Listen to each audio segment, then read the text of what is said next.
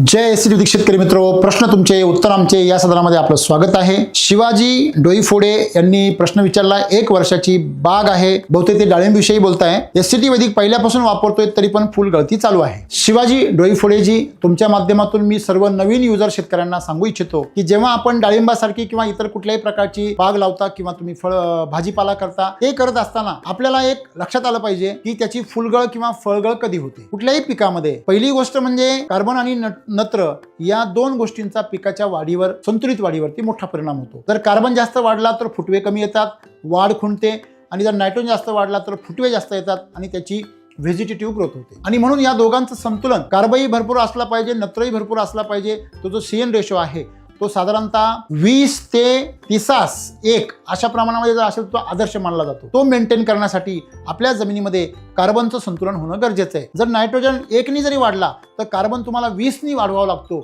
एवढा मोठ्या प्रमाणामध्ये तो फरक असल्यामुळे आपल्याला पावसाळ्यामध्ये जेव्हा जास्त पाऊस होतो तेव्हा नायट्रोजनचं नॅचरल प्रमाण ऑटोमॅटिकली वाढतं, आणि अशा परिस्थितीमध्ये आपण कार्बन तर वाढवत नाही पण नायट्रोजन वाढून जातो। आणि अशा परिस्थितीमध्ये नायट्रोजन सिंथेसिस जास्त झाल्यामुळे, प्रोटीनचं प्रमाण जास्त निर्माण झाल्यामुळे त्याची व्हेजिटेटिव्ह ग्रोथ होते आणि पुन्हा झाड फ्लावरिंग करण्याच्या ऐवजी पुन्हा शेंड्याकडे वाढ सुरू करतं। जेव्हा झाडाला असं कळतं की मला अजून नायट्रोजन मिळतोय तर ते वाढ करून घेतं, आणि जेव्हा त्याला नायट्रोजन कमी मिळतो, कार्बन वाढतो, आणि जेव्हा त्याला ताण पडतो त्यावेळेस तो फळधारणा आणि फुलधारणा करण्याचा प्रयत्न करतो। ती ही झाडाची प्रवृत्ती आहे।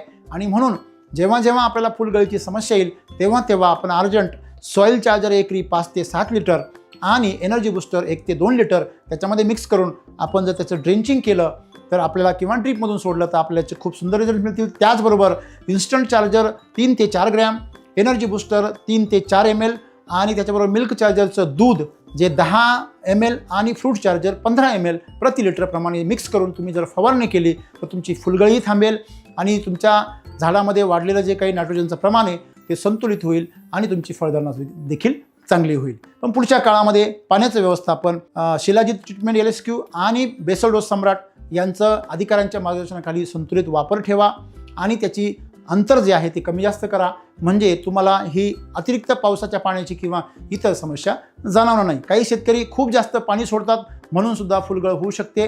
त्यामुळे पाण्याचं व्यवस्थापन एससीटी वैदिकमध्ये अत्यंत महत्त्वाचं आहे, ज्यामुळे तुम्हाला समस्या जाणवू शकतात आणि तुम्ही त्या टाळू पण शकता। धन्यवाद।